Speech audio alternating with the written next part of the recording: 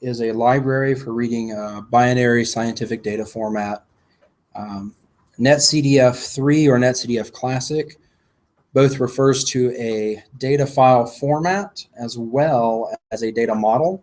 NetCDF 4, when we say that, what we're really talking about is the NetCDF data model and the extended NetCDF data model.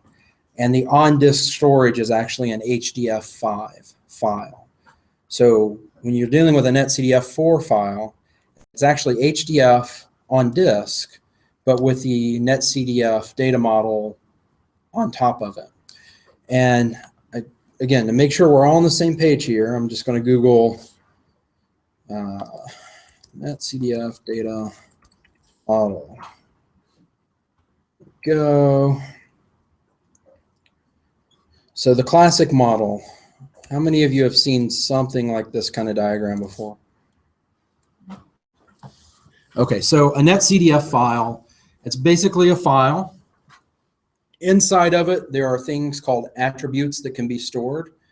Attributes are basically names paired with descriptions. So you could say, title is, this is my cool data set that I made with this model. Date run is January 3rd, 2015. It's the date I ran the model. And so you can describe your data set using these attributes. There are things called variables. You can all kind of imagine what a variable would be. It's some kind of array with different kinds of data stuffed in there. It could be characters, bytes, shorts, ints, floats, doubles. That's part of the classic format. Variables can also have attributes on them as well. So you could have a variable called t, and then an attribute on that that says long name equals temperature at 3 meters above the ground. So if you see a variable called t, you're like, maybe it's temperature, maybe it's tahini, I don't know. And so you can add these attributes onto the variable and describe that specific variable. Units is a very common and very good one. And then links to the variable are these things called dimensions, which basically describes the dimensionality of the data array. And that's what makes up a NetCDF file. And so the important things you want to know about using a NetCDF file is, how can I figure out what variables are in here? What's the size of these variables? Are they huge, big grids or not? Let's look at the dimensions. There's something called an X dimension, and it's 700 points, or a length of 700, and a Y dimension, that's a length of 200, and a time dimension, that's a length of 5. And so you can say, okay, I've got 5 time steps in here, probably, and you can start to figure out what's in there. So the big thing in terms of being able to interface and work with a NetCDF file is, how do I figure out what I've got in here? Now, just to show you real quick, and I'm sure at some point you have all done this or something similar to it.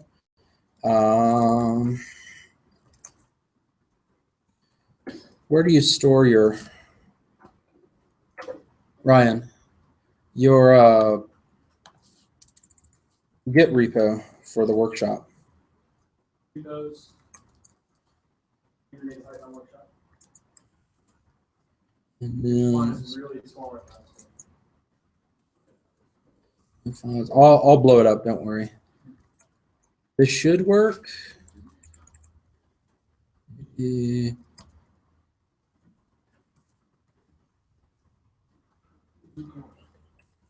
I'm looking for some, there we go, /data. Yeah. Activated environment. Activate the workshop.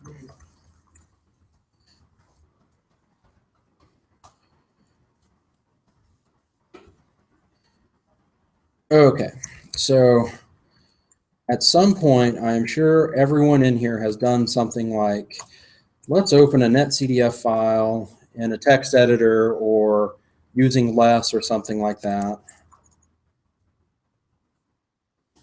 Holy moly. Yeah, that was me. Oh no. Oh God. Hey, at least it's clean. Woo. Okay, and what happens if you do a less on a NetCDF file?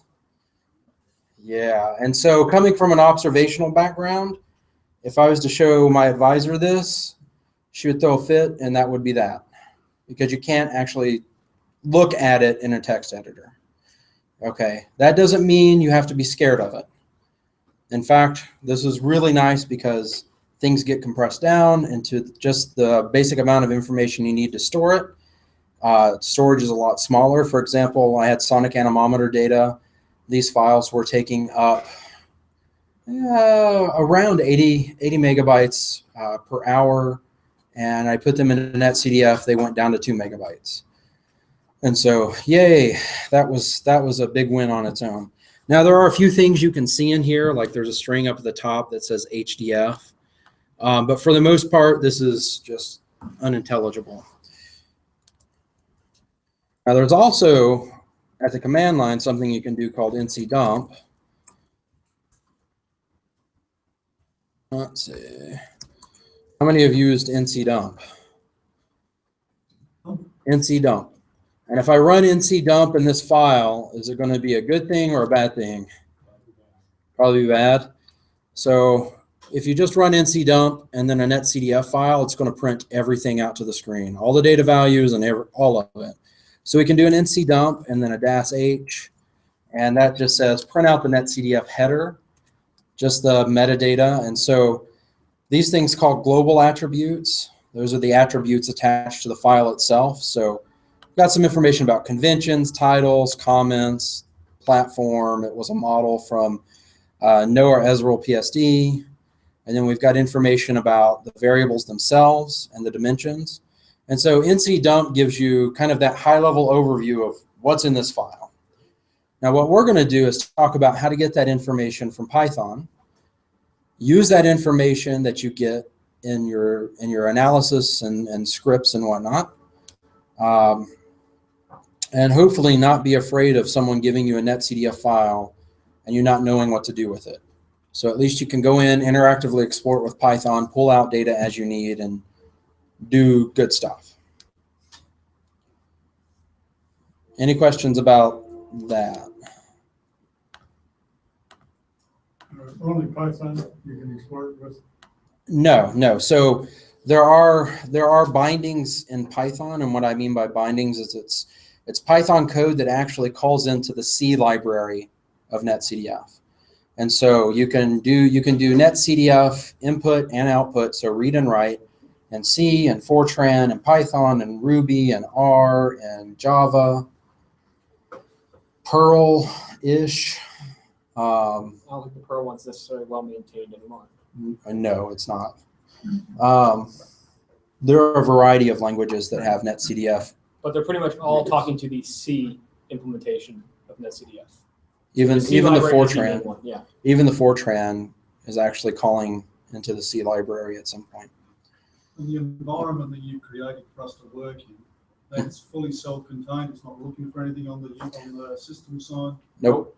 So when you did that conda create env at the top level of the repository we checked out with Git, that installed netcdfc, that installed HDF5, the GEOS library, the C library for GEOS, and installed all of that stuff that you need that Python may end up calling into at some point. Or for this, we know Python will be calling into it. But yeah, so it takes care of that binary distribution problem. And so it's using its copy of netcdf. Yeah. Okay. Good question. So we're going to do now the reading netcdf or netcdf. Down. Alphabetical. Reading netcdf IPython notebook. There's a little information about netcdf itself. Let's see. Do you have a sticky note? I just want to mark. I don't want to get your screen all sticky, but I want to mark on my screen where you guys can see. That way I can kind of get an idea.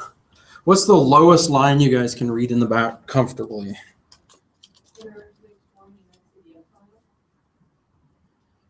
Okay. Cool. Okay. Wow, that's like half the screen. Oh, that's okay. That's why we do this. Okay.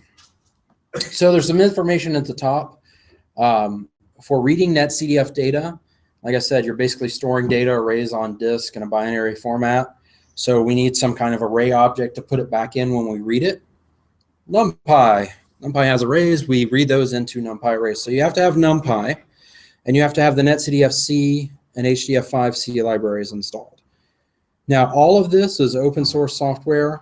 There are some links to GitHub if you want to look at the C code for NetCDF, or if you find a bug and you would like to fix it, woo, that'd be great. No pressure. You don't have to go fixing code. It's all good. Same thing for NetCDF Python, or NetCDF for Python. That's also on GitHub, actively maintained open source software. Right now, the main developer of NetCDF for Python is Jeff Whitaker from NOAA. And there's a lot of contributions from users out in the community too. And just so you know, it's not like big name Python people contributing to it. A lot of times people will say, hey, I found a bug, here's some code that fixes it. And it's the first time we've ever heard a peep from them. And so it could be their first time fixing code. They could be experts. The beauty about having things up on GitHub is everyone can contribute in some way if they so desire. So what we're going to do, these notebooks were actually made by Jeff Whitaker to kind of show off the NetCDF for Python library. And so he has some data from the Atlantic Real-Time Ocean Forecast System, and we're going to play around with that. Now, when you checked out the code from GitHub, there's also data files that came down as well. So you have the data on disk right now. So if your computer's never seen a NetCDF file and it's freaking out a little bit, it's all good. It's supposed to be there. It didn't just magically show up. And we checked it out. And the first thing we're going to do is we're going to import a few things. So one, we're going to import NetCDF for Python and NumPy. And you know the routine with NumPy, right? Import NumPy as NP. NetCDF, we're just going to keep it as NetCDF4. These imports are case sensitive, by the way. So the capital C, capital D, capital F, that's important. So we'll go ahead and import those guys. And now what we're going to do is open up a data set. So we're going to have this variable called F. It's going to hold the file pointer. I'm going to say NetCDF for Python, or NetCDF4.dataset path to the data file. And so as long as you know where your data file lives, opening it in Python, it's a one-liner. And then the next thing is print F. So F tells us what's in there. And so there's a little bit of information that's in here that you would see in NC dump. So you get the what's called global metadata. Global metadata is just the metadata from that's associated with everything in the file. And then we can get the dimensions. There's groups in here as well. I don't know why I can't scroll down in this box. This box does. It should move. But it gives you some information that's pretty close to what you get with NC dump. Okay, now we look in here and we see these variables. And we got things like MT. Who knows what that is? Date. Well, that one we can take a guess. And depth. That's good. Y and X. Okay. Latitude, longitude. Hey, those look nice. We have U. We have V. Gonna guess those are components of something. Wind speed, water flow, something like that. Temperature, salinity. Okay. And then we have an idea of the dimensionality of these things. So for example, if we look at V here, V has a dimension of MT, whatever that is, depth, X and Y. So it looks like a 2D grid at some number of depths. Maybe MT is time. That sounds good.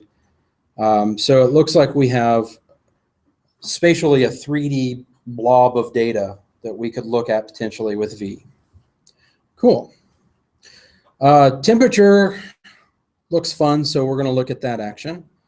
So this is a little bit about how to access that temperature variable. So we talked a little bit earlier about these things called dictionaries. And basically what a dictionary is it's a, like Ryan said, it's you reference something by a key, and then it'll give you that object. So in this case, we reference into a dictionary by using the name of the data variable. And what we get back is a variable object that contains everything you need to know about that variable. So to give you an idea here, we're simply printing all the keys in this thing called variables. So f.variables is a dictionary, and we're saying, show me all the keys in here. Show me all the entries, all the variables I could possibly get. And that's the first line that's output here. So those are the names of the variables that are in that file. In this second line here, we're creating a variable called temp. And basically we put temperature into that variable, f.variables dictionary. And now we've saved temp as a variable object. And just to give you an idea of what that looks like, we got that. And so we have this variable called temp, and when we print it out, yeah, we get a lot of information about what that variable is. Standard name, seawater potential temperature, cool. Oh, coordinates, lat, lon, and date, that's nice. Valid range, cool. What are the units? Units, degree C. Units is interesting. So units in Netcdf files, you can put anything you want in here. This could be units of camel unicorns, and it would just do it. That's no problem. But if you remember, and you may not remember, I didn't point it out, but at the very top of this data file, there was a thing called an attribute called conventions, and this said CF 1.0. So CF is a standard or set of conventions for writing data out to a Netcdf file. And in that convention document, it says when you use units, it must be one of these things. And so what it basically is there's a program called UD units. I don't know if you've ever heard of UD units, but you have to put a valid UD unit in if you're following this convention. So that's kind of nice to know that by following the convention, you can have a really good idea of what the units are. And the units here are deg C. Now what if I just put C in there? Why not just C? We all know that's Celsius, right? UD unit says it's coulomb. So unless you want your temperature in terms of coulombs, yep. So maybe a little pedantic, but hey, we're good. Yeah, valid range, long name. Long name, you can really put anything you want in there, and that's all good. And then it gives you the shape. So the shape is actually related to the dimensions. So here we have MT, depth, Y, and X. So in this file, there's one thing, MT, which is actually a date. There are 10 depths, 850 points in the Y direction, and 712 points in the X direction. So this is actually now loaded into memory? No. Well, the metadata is. The actual data itself has not been loaded off disk. So you could have just put in a reference to a file that was 800 gigabytes, and you're still cool to go, and it's going to respond fast. You have to explicitly ask for data when you go to read it, which is nice, because if you tried to load in a grid out of that 800 gigabyte file, it's going to be blown. So the data itself is actually a little low level. The data is memory mapped, and so it's only going to pull out what you ask for. So in theory, you could loop through the file and load in, gigabyte chunks of it if you wanted to, and process it and be able to crunch through that whole thing without blowing your memory. Just out of curiosity, is Y number going So down? for depth or Y? Y is the. Yes. I guess it could be latitude, but in satellite, they'd like to go down. Mm-hmm. With Y. Which way is it? It's defined in the file. And so if you looked at the Y variable, and the metadata on that, it would tell you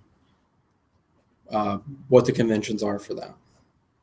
When you look at the shape, is the shape of arrays always going to be time, depth, latitude, longitude? Not always.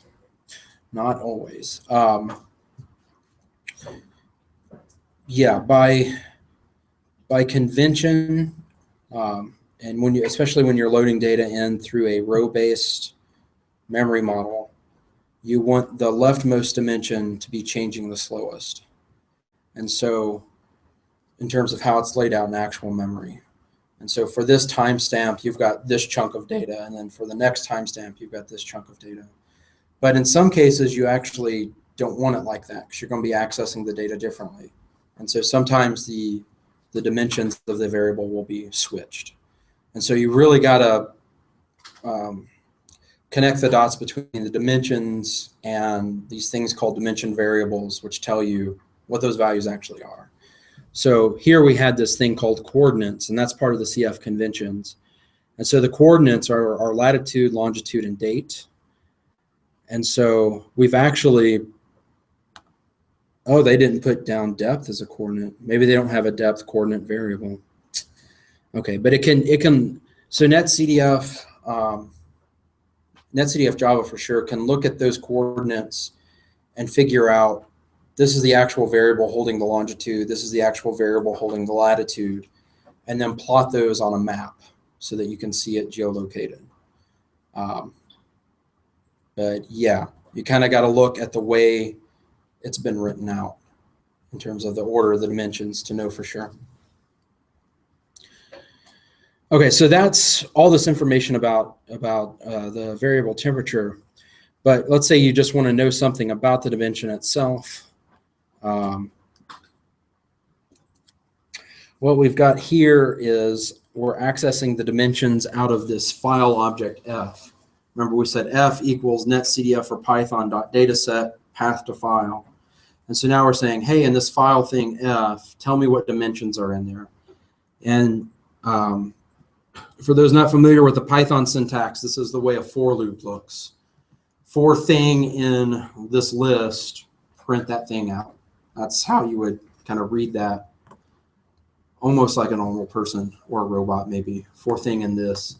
Anyway, so we're saying file, give me the dimensions, and then give me all of those dimensions. It's going to give you a list of things, and then print each one of those out. And so we've just printed out those dimensions. And so we get the name of the dimension, we get the size of the dimension. And then again, we can look at, so we had that variable temp. We said f.variables and then temperature in quotes. And that grabbed us the netcdf variable. Now we can say, well, what are the dimensions on temp? And so temp.dimensions, and I didn't define temp. I didn't execute the cell up here. So now I'm good. So temp.dimensions, those are the dimensions we're using.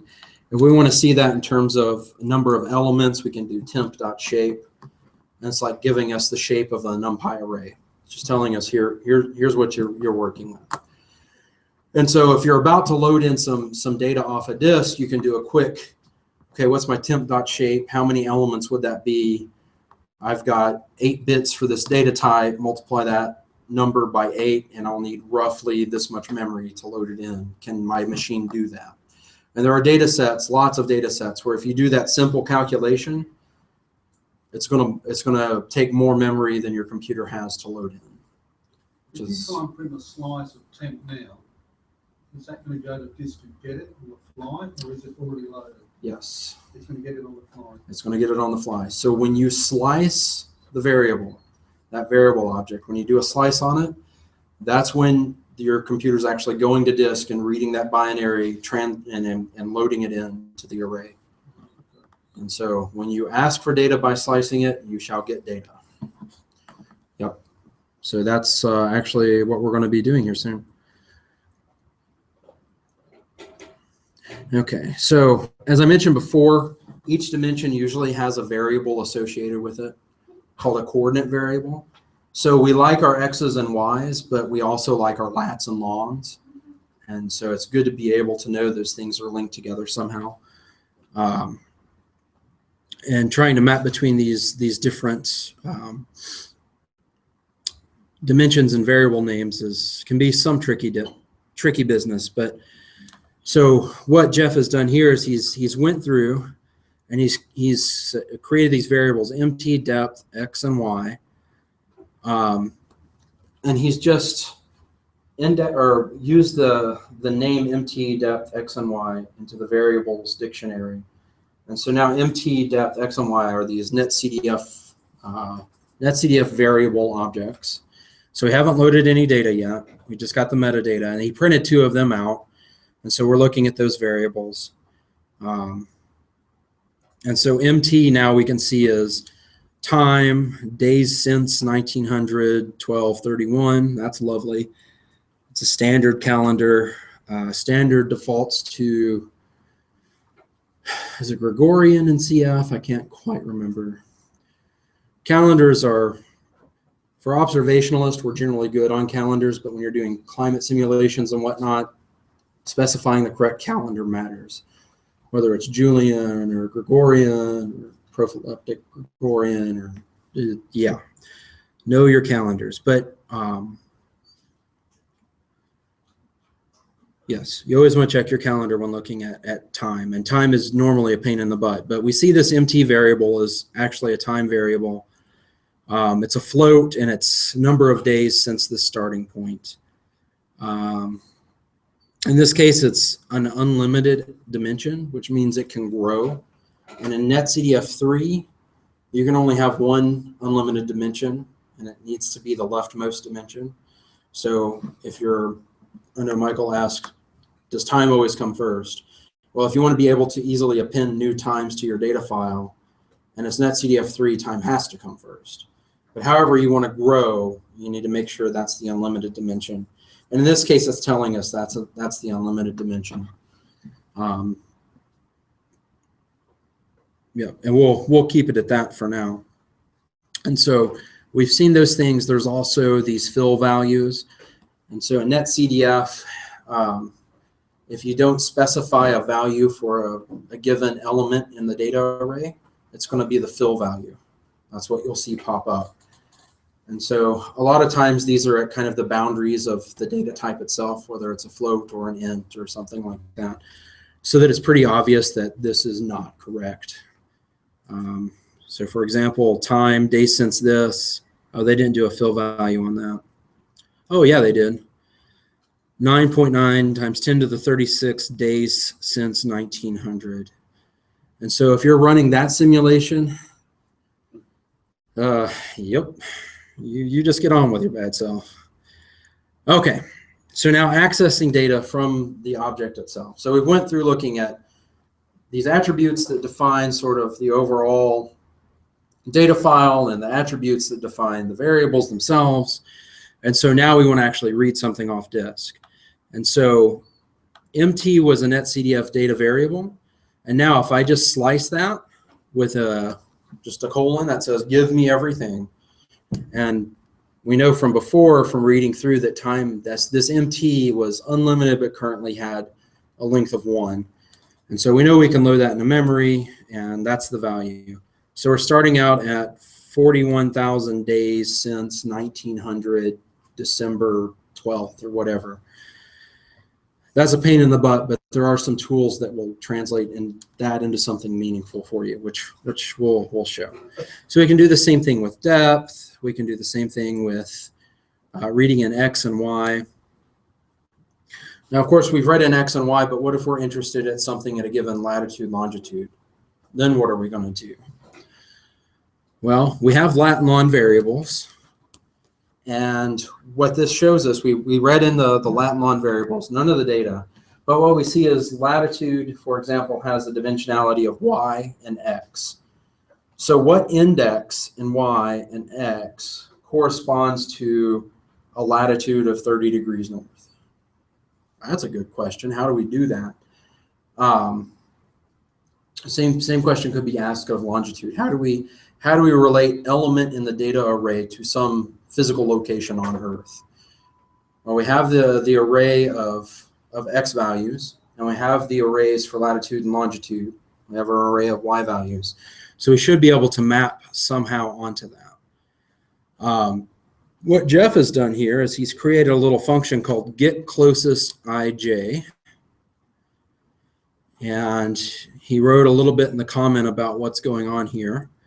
So using the closest point in squared distance to latitude and longitude, find me the array index that corresponds to that.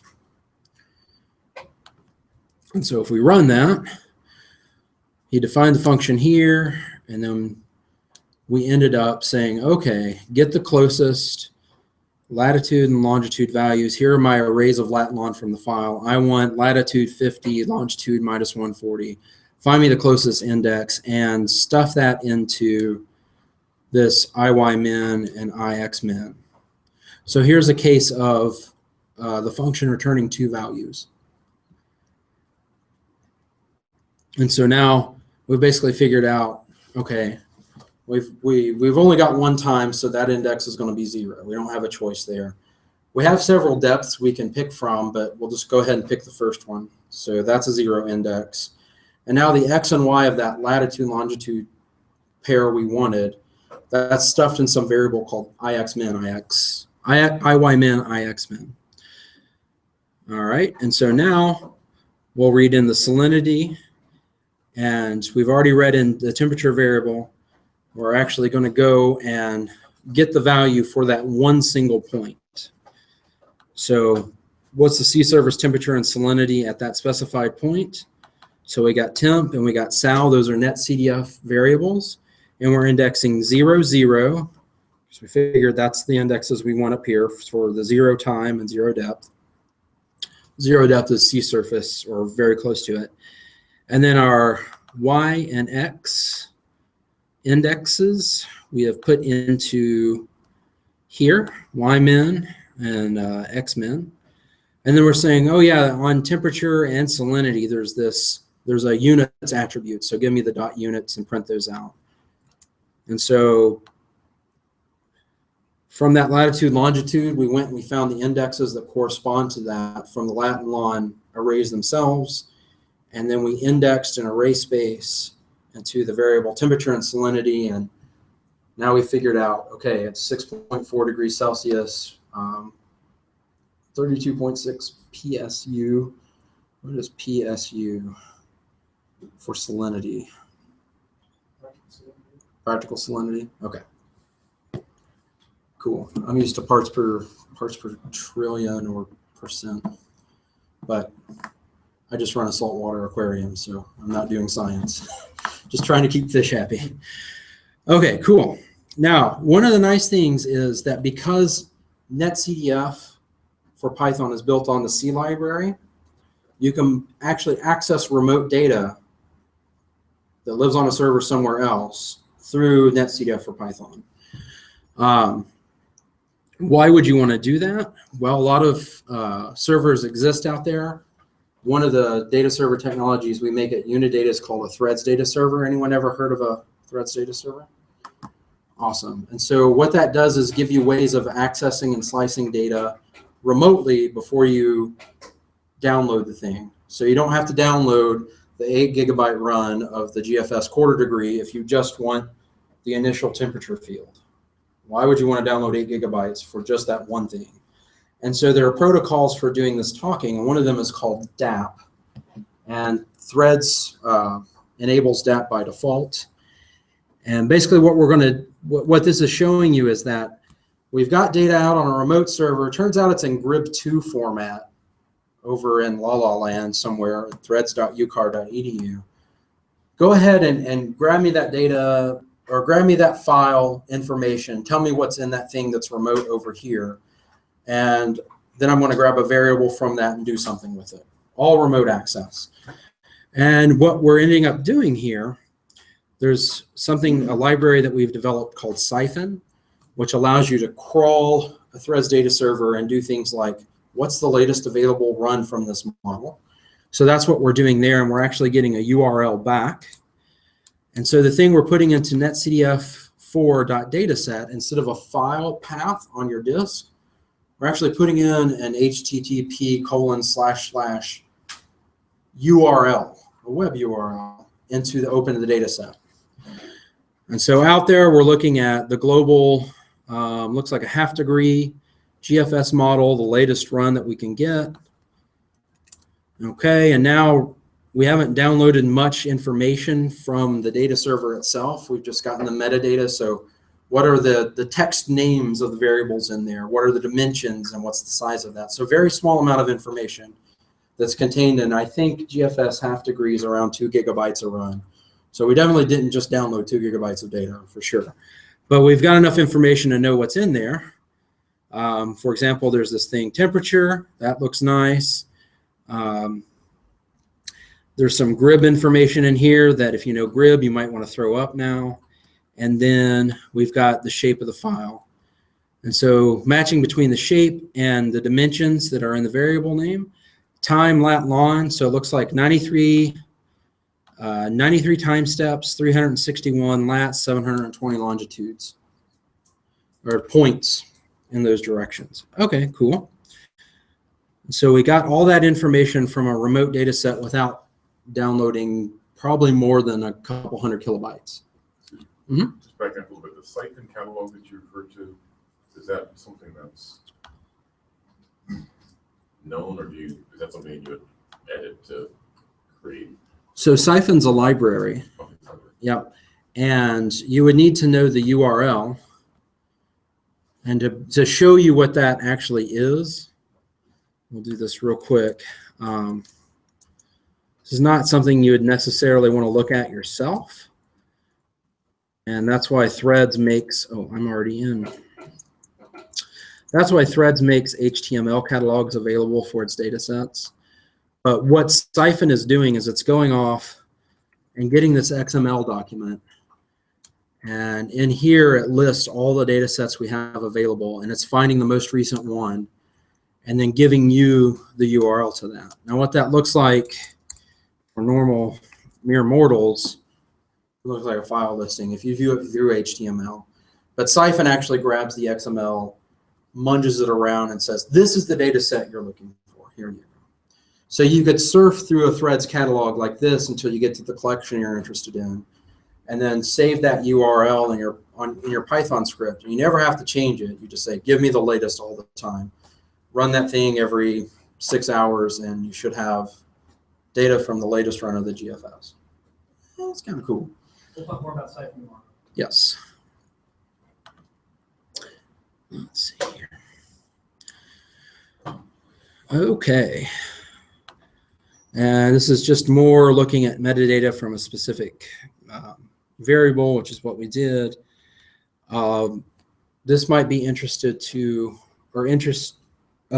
to, gosh, I forget your name. You were asking about mask values up here, top corner. Yeah, you might be interested in this. So in this case, volumetric soil content, moisture content below the surface, kind of only makes sense to look at that data over land.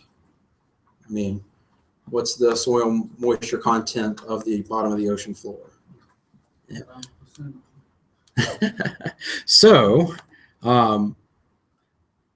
you will sometimes see that there's a missing value, or if the fill value shows up in the data set. So in this case, the model only wrote out values over the land. Everything else was just empty. It didn't actually write any numbers there. And so what NetCDF for Python will do for you is look at that case where the value of the variable is missing, and it will automatically transform it to a masked array, which means those values are hidden and won't show up when you plot them. So in this case, it's only showing you where the data is and hiding it.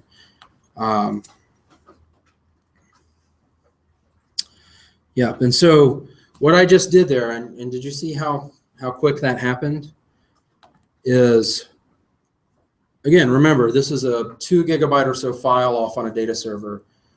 What I just did here is I said, hey, you know what, for the first time step, give me the data of volumetric soil moisture, get rid of all the ocean values because we don't care about that, and do a contour plot of it so I can see it. So I just went out, Threads dove down into that nasty grib file, got the data I was interested in, shipped it back across the network, and I displayed it. Not so bad. Not so bad.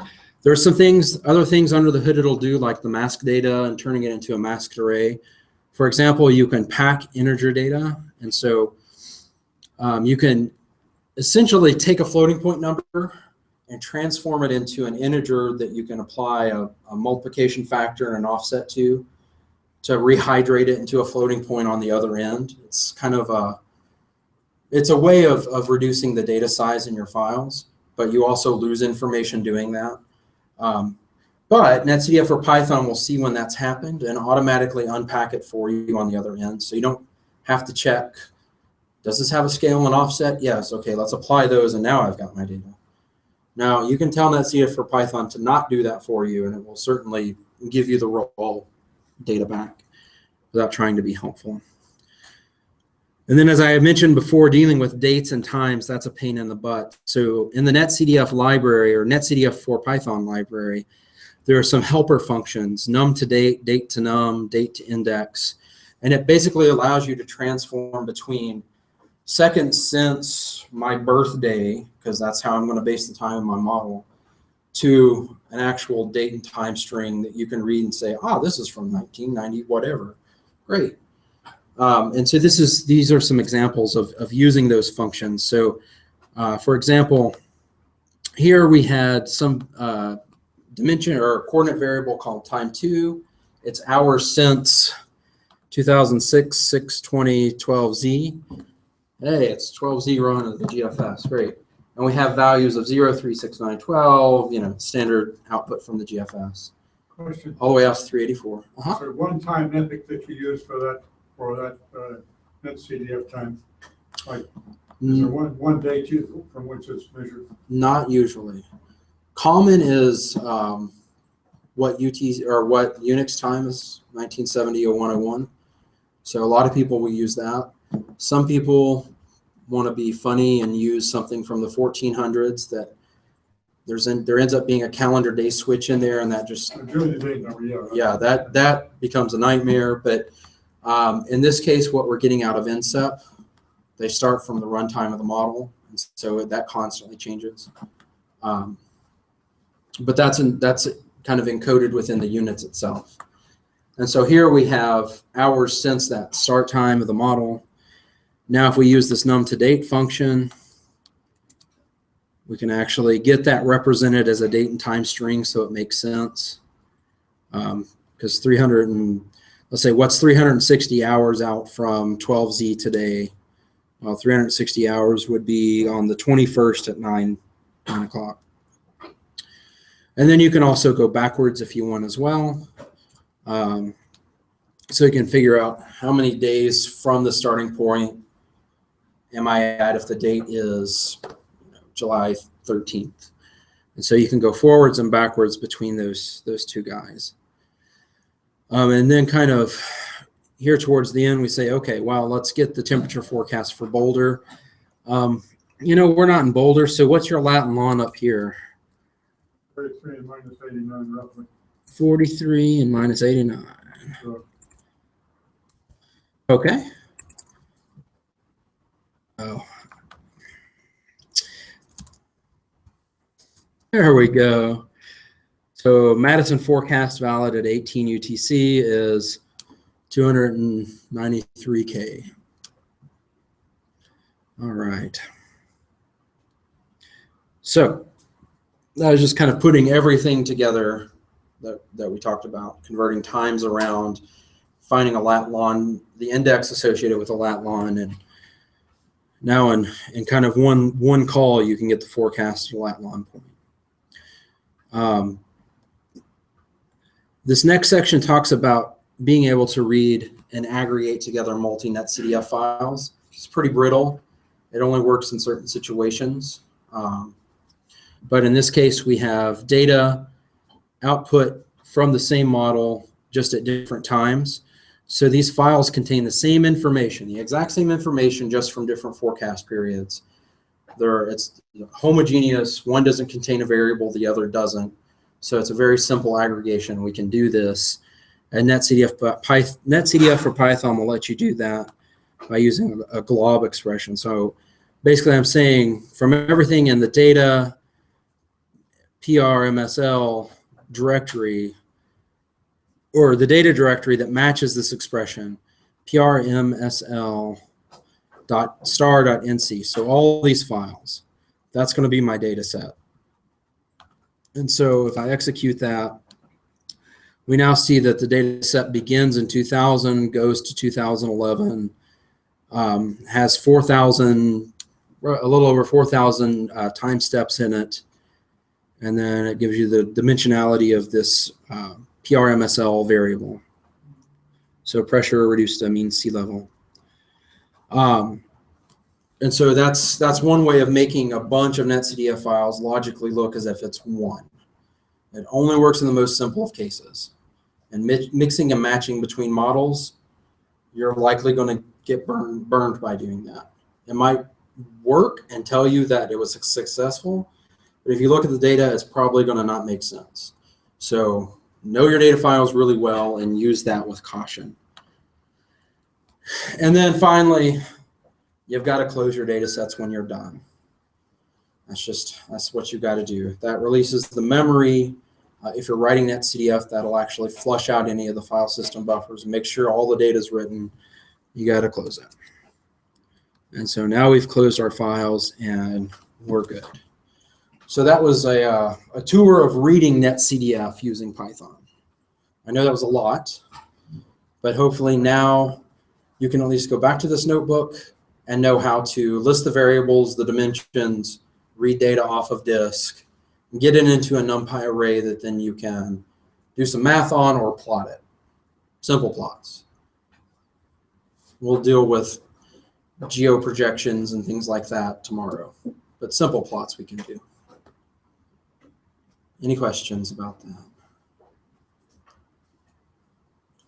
And I know we're quickly approaching 5.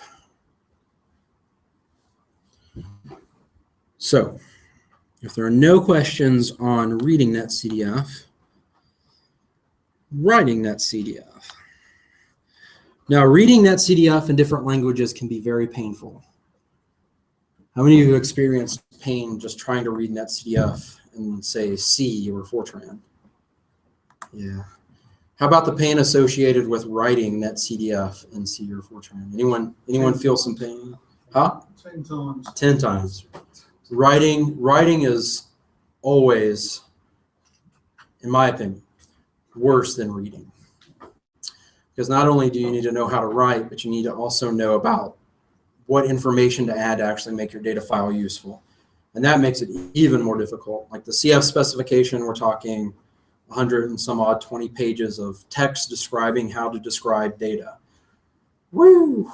That's there's one guy at Unidata that went to Disney World with his family, found out he does not like Disney, so he read that document instead. Don't be that guy. Enjoy Disney. Read the CF specs if you really want to, but just know that you're diving into something crazy.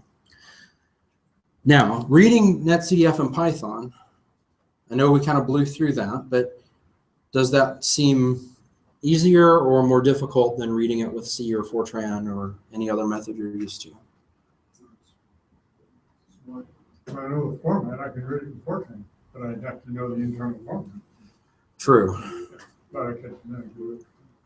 I found it like user-based interpreted way easier because I can kind of interrogate, see what's there, and that sort of do it kind of ad hoc fashion, figure it out as I go. Whereas when I'm doing Fortran, of course, I've got to compile step before I can test. Exactly.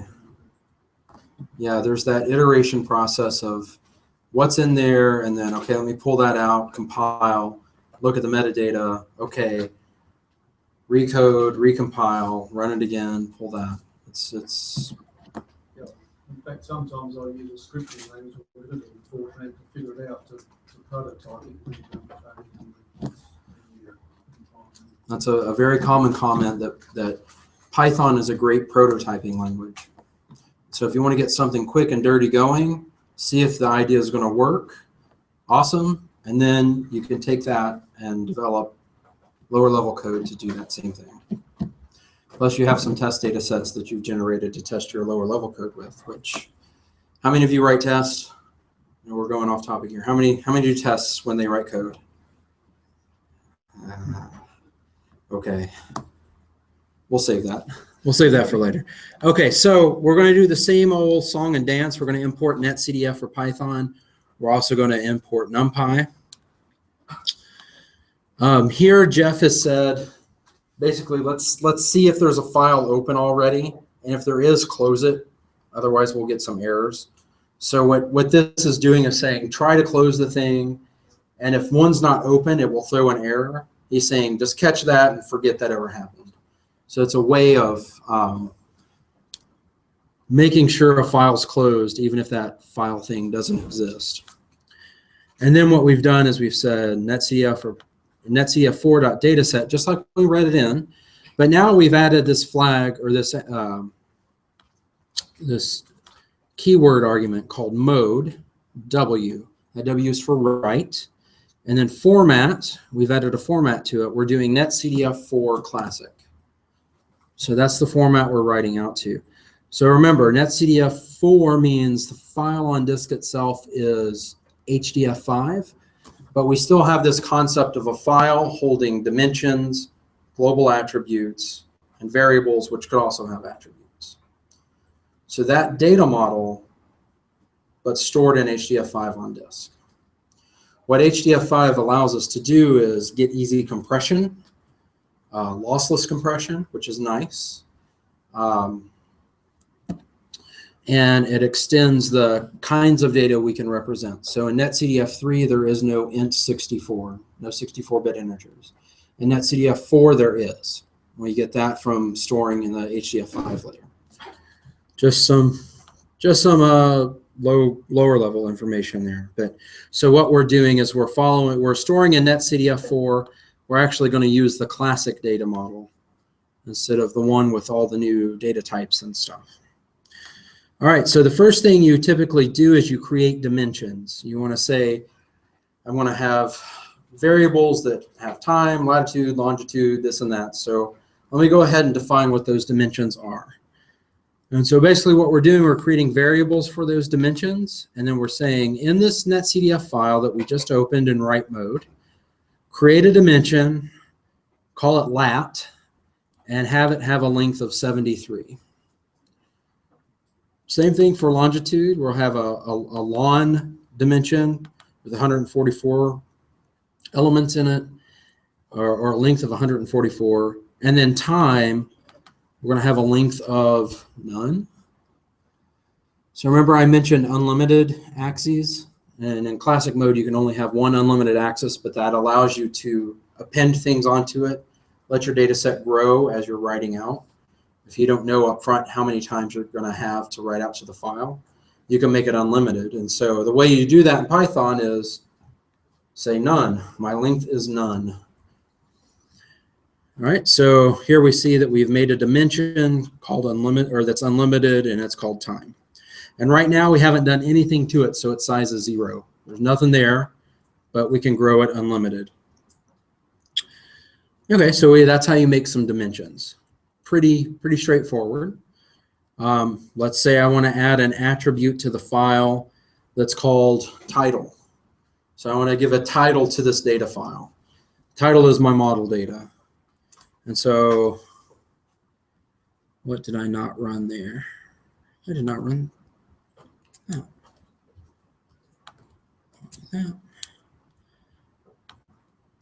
that. Okay, so just by saying ncfile.title, and then this thing, I've now added an attribute to my file called title, and the value of that is my model data. So you can pretty easily add some more attributes. I could say something like ncfile.yo diggity equals yay, print ncfile.yo-diggity. Now I've added an attribute called yo-diggity, whatever that means, and the value of that is yay. Now that's going to be in my netcdf file when I write it out. If you have a novel that's written in Fortran, how would you use Python to write it? Python has a way of talking to both C and Fortran, and so they can communicate with each other. I know in C you can pass around pointers to memory and say I've got this data array that lives at this pointer, and NumPy can take that and map it onto a numeric a NumPy array, and then you can write that memory out to disk. Fortran, Some Fortrans have, you can deal with pointers and some you can't. right. With Fortran, you have FI, you could wrap the model code with FI. That's one option. Another option would be to have the model write unformatted writes, or formatted writes. Yep. And then read it back into the Python version of CF. So If you didn't want to touch your model code at all, whatever your model's putting on right now, you can take it and just write Python code to read whatever comes out. Python has lots of IRB buildings. Python's also referred to as a not just a great prototype language, but a great glue language, because it can cross those C and Fortran boundaries pretty easily. And so I know people who, for example, will run Wharf, but use Python to direct like the ungrib step and the different pre-processing steps, and then get that into Wharf. And then when Wharf dumps that out, it'll read that back in, do the processing in Python, and spit that out. So it's still all the C code from Wharf and all that action, but Python's actually directing the steps of the model and intercepting output when it's convenient. So you, in that sense, then you can conceivably replace entire graphics with Python. You could. In-car graphics there's Python bindings for that called INGL. Pingle. So you can do in-car graphics through Python, and it's calling into that library. Well, it's not that you have to use in-car graphics. Right. Right. If you could just do graphics on the fly, while Sure. you're running Fortran. Mhm. Yep.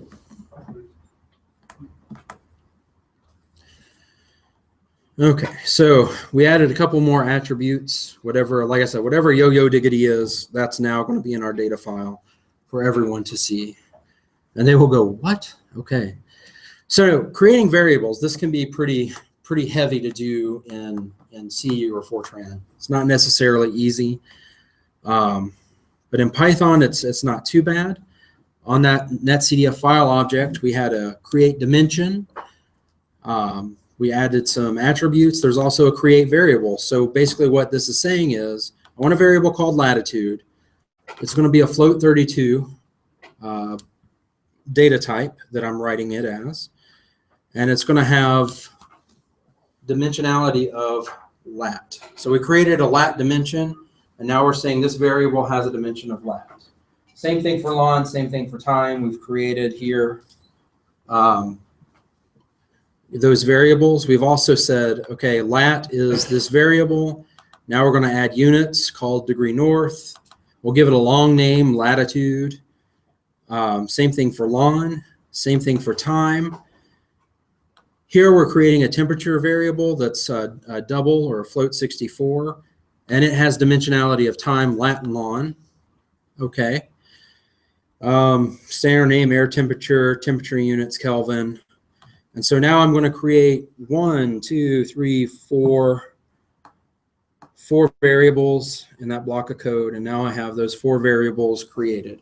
I haven't written any data to those variables, but I've created those variables now at least. And so the next trick is we'll be going in and actually writing data values to those variables. But I've created them, which is pretty.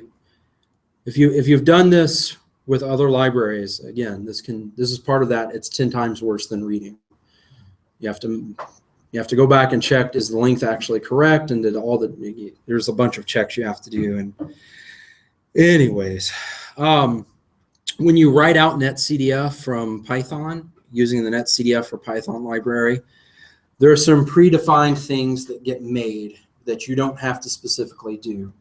And so these attributes, dimensions, shape, dtype, ndim, the number of dimensions, those are done behind the scenes and are going to be written into your file or those are done behind the scenes for you to access. They won't necessarily be in the file you write out, but they're there for you to use if you want to use them, even though you didn't do that yourself.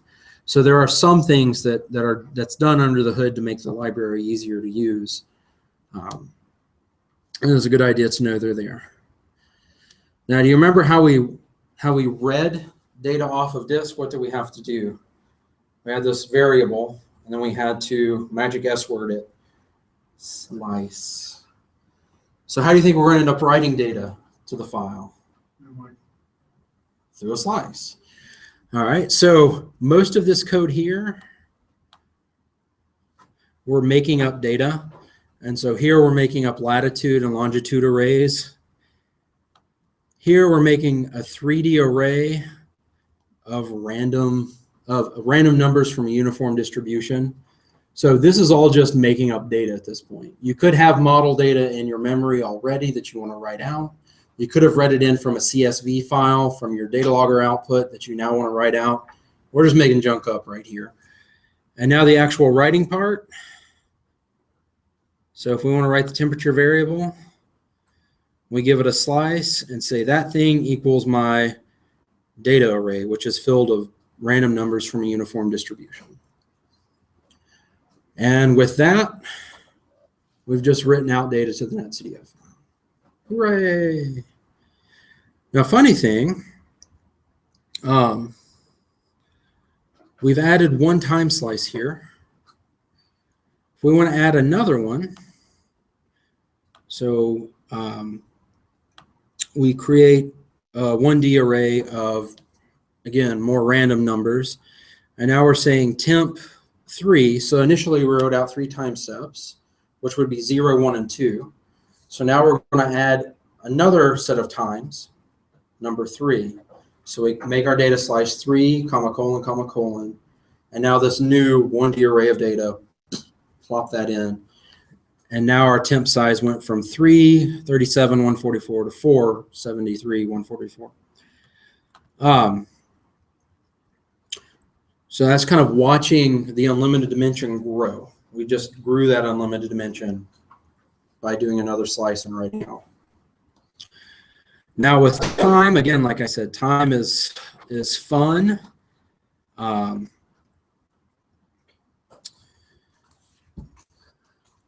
There are the helper functions that will allow you to write time that's in a readable format out into a time that's UD units compliant.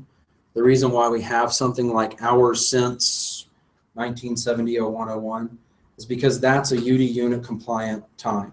And by the CF conventions, you have to use a UD unit compliant time. And so a nice, pretty ISO 14119 or whatever time step is not UD units compliant. So we got to make sure we convert that to the format that the conventions use. And so doing that with Python, again, isn't too bad. We'll go down here. So there's a library called datetime. And datetime allows you to define a date and a time by using year, month, day, hour, minute, second, millisecond, just as a series of numbers by commas. And so what we've done here is we've created between these two, this close bracket or open bracket and close bracket, we have a date time, a date time, a date time, and a date time. And basically we've defined the first 4 days of October in 2014. Now what would that be if we wanted to use a unit that's UD units compliant? And so when we execute this, we get our list of date time objects. And then what we've done is we've said date to num. And we give it a set of these date time objects, which makes sense and you can look at and read. And then we've given it some kind of unit. And in this case, the unit is hours since 1800-01-01. That was actually defined up when we were making the time variable itself. So we defined time units already, and now we're just grabbing that again by calling time.units. And now we have a set of times that's hours since 1800-01-01. Why 1800-0101 for data from 2014? Just to mess with you, just to make you go, what in the heck is going on? I swear sometimes data producers are a bit sadistic, I think. And then, of course, if we want to write that out to the file now, we've done that. We have an empty slice of all the times in this file are going to be equal to the times thing that we created using the date to num function. And now we're going to have written into our file values that are days since 1800 or hours since 1800-0101. And then just to make sure it made the round trip, we can take our new data that's an hour since some start date and use num to date, which is the opposite of date to num, and make sure we get back what we started with. So we can do a sanity check. So is the bottom list the same as this top list? Yes. Okay. I think we wrote out what we meant to write out. Great. So some kind of naming convention for functions that stops you accidentally clobbering them with a variable name. I mean, like it wouldn't be past me that I have a variable called datetime before I even got this far. Ah, yeah. Do I have a convention? Or you just got to be careful, or you just got to know. Technically speaking, datetime is actually a class, which by convention, by most people's convention, would have a capital name. For function, there's not really a naming convention that keeps you from clobbering with that. It's not a good It's just experience. experience. I can say convention, often try to keep your functions to verbs and your variables to nouns. Yeah. That's what the best advice to have there. For classes, it's better because you do class names to capitalize. Now, We're gonna get into object-oriented Python here with class names. That has been function names. I've not seen one in a while. Okay. Verbs and nouns. So for the purpose of date time, when this notebook was written, Jeff said import or from datetime, import datetime. So there's the datetime module and then the datetime class. And so when I work with datetime, I usually say import datetime as DT. And then when I'm using datetime objects, it'll be dt.datetime. And I know that's coming from the DT library, which is datetime. And so if you manage your namespace well, you should write that down as a note. Well, that's a style of thinking. It's hard because I would have gone the opposite way. So that's why it's in your own code, be as consistent as you can. You can have a datetime independent of DT datetime. Yes, Okay. you could have a datetime independent of dt.datetime. After you've imported datetime as DT. Yes, yes, yeah. So, yep. So we've written out data to the file. Now we're going to close that file. That flushes the file system buffers and all that to make sure all the data is now on disk. There's some advanced features in this notebook. We'll actually go and look at our data set that we created real quick, and then that'll be the end. There's some advanced features, and here it outlines the uses of the extended data model. So Netcdf 4 with the extended stuff. So there are things called groups. So that's the classic model. That's the extended model. So there are things under the file you can have groups, and groups can contain their own global attributes, variables, and dimensions. One thing that pops out to me that you might want to use this for is if you have a data logger and you're sampling at two different sampling rates, you could say one group is my 5-minute data, the other group is my 10-minute average data. And you could have them in the same Netcdf file and kind of logically separate them in there by using groups. Or if you're running a model and you're outputting on different grids, you could have a group containing all the variables from one kind of grid and a group containing the variables from another kind of grid. If you think of it conceptually, it's almost like a file system where these groups would be folders that contain data from that you've grouped together for some reason. Also, the extended data model has user-defined data types. So here we have in black the data types that are supported by the classic model, so character, byte, short, int, float, double.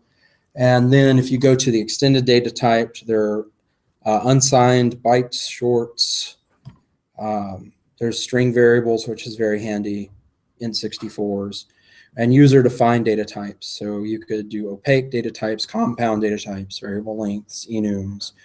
You gain a lot from that, but that also makes accessing those data for your users more complex.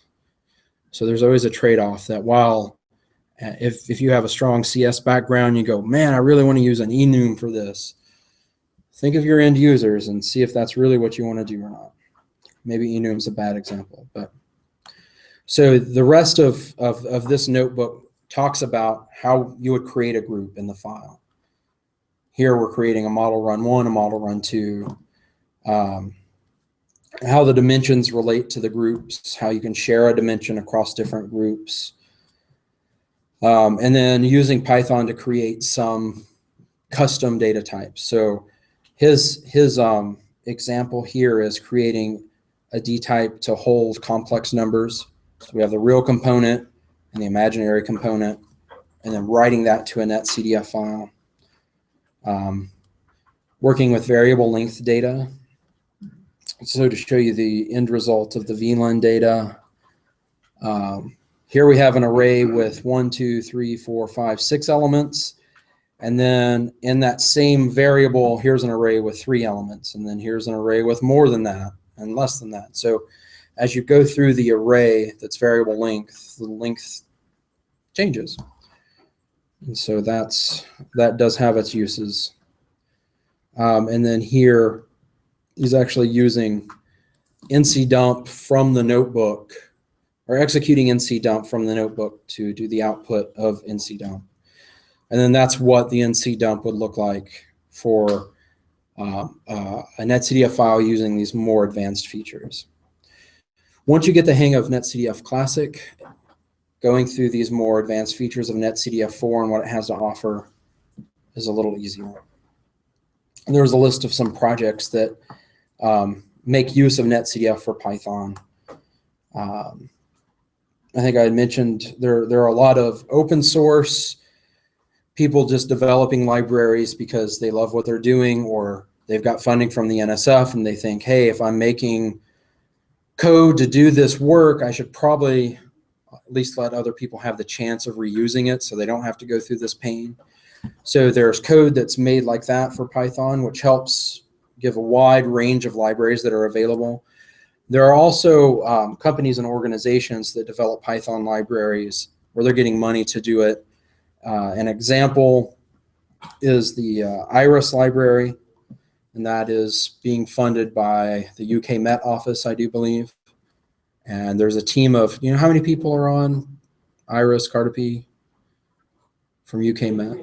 Between 3 and 6 people funded by the UK Met to do this library that can be used by anyone in the world, basically. And so at Unidata, we're developing some Python libraries, and we've put those out there for anyone in the world to use as well. Thank you, NSF, for that. That is funded by the National Science Foundation. So we make it open that way as well. Let's take a look at this NetCDF file that we wrote before we rushed through the advanced features of NetCDF4 specifically. And then we'll call it a day. So somewhere we created a file. There we go. I'm going to go back to the command line. U.NC. So that's the file we made. You remember we gave it the dimensions. Time was unlimited. We have lat, lon, time, and this number of hours since 1800, and then a temperature variable. There's a difference between the floating points. So those were our float 32s, and the doubles. Those were our double precision floating points that we wrote out. And then the global attribute, my model data. Oh, hey, yo diggity didn't print out there. That's no good. I'll have to look and see why my yo diggity global attribute didn't show up. I know you guys in the back can't see, but there we go. Don't know why that didn't happen. And if you want to check and really make sure all those data variables were written out, if we get rid of the H, there we go. There are our values. So this is the end of the randomly generated from a uniform distribution temperature values. We got a ton of those guys. Also, the lat and lon values are in there as well. And so my hope is that having gone through how to read and write Netcdf files, you can, when you go home or you're in your office starting a new project and you're like, you know what, I want to use Netcdf, you can go back to these notebooks and kind of remember, oh yeah, we need to make dimensions and we need to make variables and here's how I do that. And you should actually be able to write your own Netcdf code, to write your own file just by using copy and paste and changing a few names. So hopefully you have enough to go off of to make use of these notebooks when you get time to play, with your own work. Of course, these are being recorded. And at any time, I don't know if I mentioned this at the beginning or not, at any time you can email me or Ryan or general support at Unidata, and that's why we exist. We're here to help you guys. So if you have questions about what we've covered, or you've went further down the rabbit hole and you're doing stuff that we didn't cover and you have questions, hit us up. That's why we're here. So hopefully we're not too intimidating.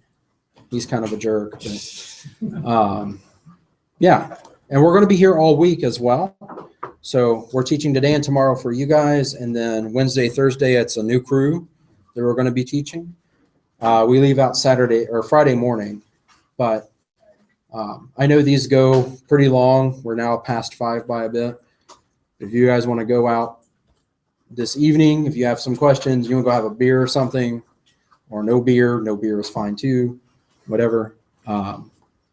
We're also available thanks to family and children being We got nothing else to do tonight. So 800 plus we're miles around if you away. guys want to go out. Yep. And we'll make sure we actually have links tomorrow we got a couple mailing lists you can email, and then we'll put our emails up there so you guys can get a hold of us. Yep. All right. Thank you. See you guys tomorrow.